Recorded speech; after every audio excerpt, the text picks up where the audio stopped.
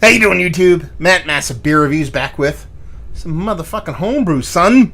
Yeah, it's been a while since I popped off some homebrew. 2 different shaped bottles. Look at that. That's how you know it's good. It's been a while since I've done the homebrew stuff. I enjoy doing it. Just kind of got off it for a bit. My homebrew connects kind of moved away. I moved away. Not many people send me homebrew, but I have a couple things in the works, so hopefully we'll start doing a little bit of homebrew more often. But anyway, these come courtesy of one of my good friends, and he's been on my beer reviews before. He does a ton of stuff on YouTube for kind of homebrewing and stuff like that, and my buddy Ryan. He goes under the name HomeBrew, so you can go check him out on the old YouTubes and the old Instagrams. He does a ton of homebrew stuff, very active in the homebrew community, and it's been a while since I've had one of his beers. He's actually technically the guy who kicked off the whole mystery beers things. One of my buddies, Joe, you guys would know him previously as NEPA Beer Reviews.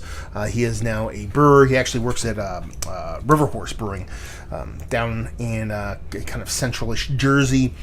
Him and myself and Ryan, we actually brewed a beer together a couple years ago. And we brewed it and, kind of forgot about it. And about 2.5, 3 years ago, Ryan's like, I want to give you this beer, and I don't want to tell you what it is. And he wrapped it all up and he gave it to us. So he had me and Joe kind of review it. It was one of the last reviews I think Joe ever did with me.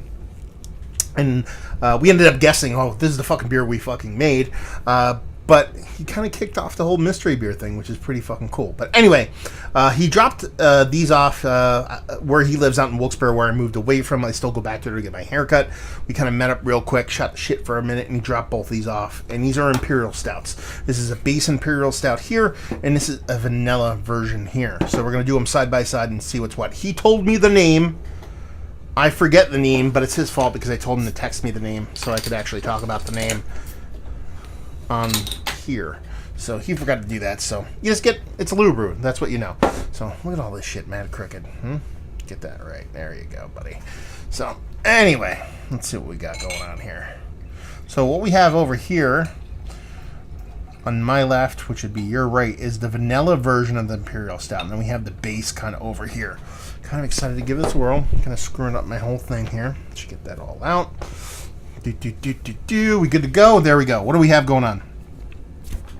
She looks like a stout. I mean, what do you want me to say? Not a ton of carbonation. Tends to be the case a lot of times with homebrew. Carbonation can be one of the more tricky kind of components when it comes to homebrew, but she looks like a big, bold, rich stout. Mixed stoutiness going on. So, big, huge, big blue blockerness going on over there. Same thing going over there. So, pretty much at this point, they look identical. It's got a nose on the base. I forget if he told me there's chips or wood in there, but I'm going to get a big wood component on here. Big, huge roasted malts. There's like a soft kind of oak tannin to it. Nothing vanilla, nothing whatever. More of like a wood component to it. It just smells big, rich, sweet. Almost like it has like a subtle cherry cordial vibe with a little bit of kind of blackstrap molasses going on. So there's a big sweet component to it, but it's tempered by this like nice kind of the way blackstrap molasses isn't sweet. There's a sweetness to it, but it ends up kind of more spicy, more earthy to me. That's kind of how this comes off, with a touch of that kind of red fruit cherry thing that Russian Imperial Stouts tend to have, that I tend to love. Yeah. Kind of smells, if I'm going to equate it close to a beer that knee-jerk from a distance, kind of like Speedway Stouty-ish. Kind of around there. See what the vanilla version has to offer. Vanilla, but it doesn't come off as like. It doesn't come off as, maybe it does. Okay, it comes off vanilla bean like, but it has this kind of copper tone suntan lotion kind of vanilla to it. So a little bit of vanilla with a dash of coconut vibes to it. So I like it. The first whiff I had was all suntan lotion, so it kind of like threw me. But the subsequent sniffs, the vanilla is a little bit more kind of rounded, a little bit more robust, as opposed to just being that kind of Waters Baby kind of big vanilla component. So let's dive into base. Cheers.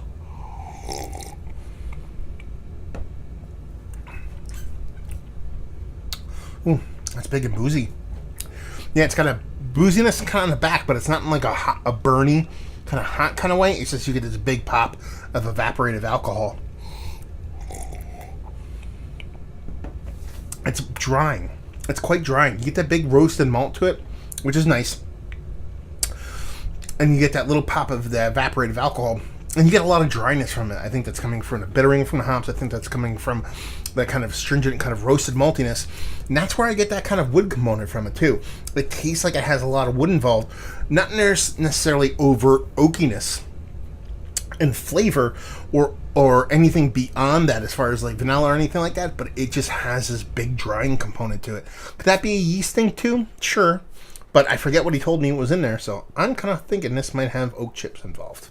Let's get to the vanilla. Vanilla's big.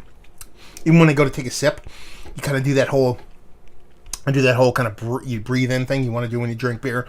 And there was just such big vanilla component that it kind of overpowers the beer a little bit. Let's see if I hold my nose.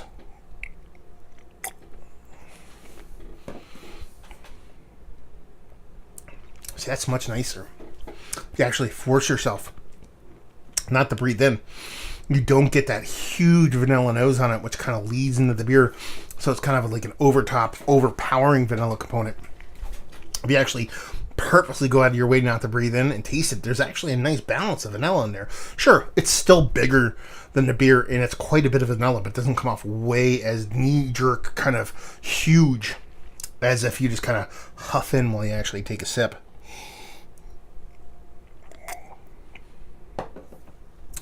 So they're nice. They're really well done. I mean, I'm guessing, I forget what he told me, but I think these are up there. You're talking about 12% range, give or take. And they're nice. Well done. The biggest knock for me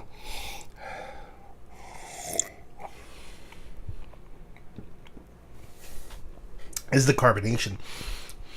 Now, you're talking about a 12% adjunct stout, especially over here. It's not like you're expecting the world when it comes to carbonation, but it needs to be carbed a bit more. That's my biggest gripe about the whole thing. And it's not so much like, oh, it should be carved. Like, I'm not sitting here like a BJCP, just, oh, the carbonation's off, I'm going to knock you a couple points. It's more like, I know this beer has more flavor in it. I know it's more robust. I know there's an impact in there to be had from the beers. It's just without that carbonation, it can't deliver it. Carbonation delivers a lot of flavor. Kind of affects how you taste things. And I feel like if this had a bit more carbonation, the beers would shine and come off a little bit more fantastical, if you will. But really well done. Tasty stuff. I'm trying to think if I can knock anything about it besides that carb.